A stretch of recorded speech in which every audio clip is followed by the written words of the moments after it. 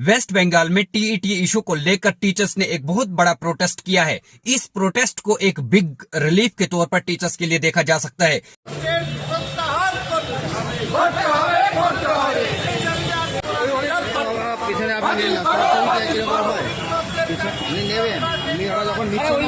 क्योंकि ये प्रोटेस्ट अब सिर्फ वेस्ट बंगाल में नहीं हो रहा है, बल्कि UTA United teacher association UP ने भी इस प्रोटेस्ट में शमूलियत दी है और उन्होंने भी रोड पर उतरकर प्रोटेस्ट किया है।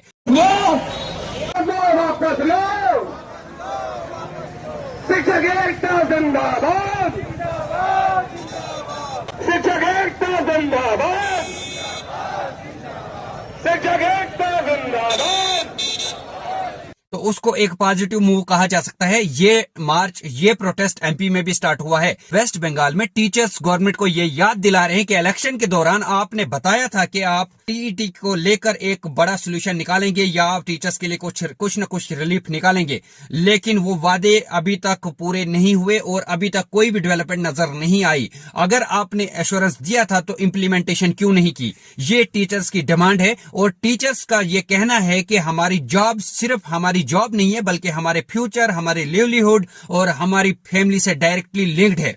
इसका असर जो है वो सिर्फ हमारी जॉब पे नहीं है, बल्कि हमारे परिवार पे भी पड़ने वाला है। टीचर्स का कहना है कि ये सिर्फ एडमिनिस्ट्रेटिव मैटर नहीं है, बल्कि इसके पीछे लाखों टीचर्स और उनकी फैमिली का फ्यूचर जुड़ा हुआ है। टीचर्स का ये भी कहना है कि हम फेवर नहीं मांग रहे हैं, टीचर्स फेवर नहीं मांग रहे हैं, बल्कि क्लैरिटी, फेयरनेस और जस्टिस की डिमांड कर रहे हैं।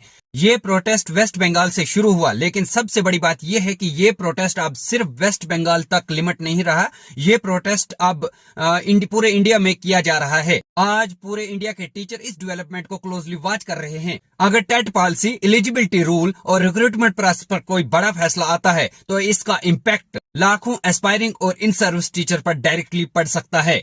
इसलिए ये प्रोटेस्ट सिर्फ एक स्टेट का इशू नहीं रहा, बल्कि एक नेशन डिस्कशन का सब्जेक्ट बन चुका है।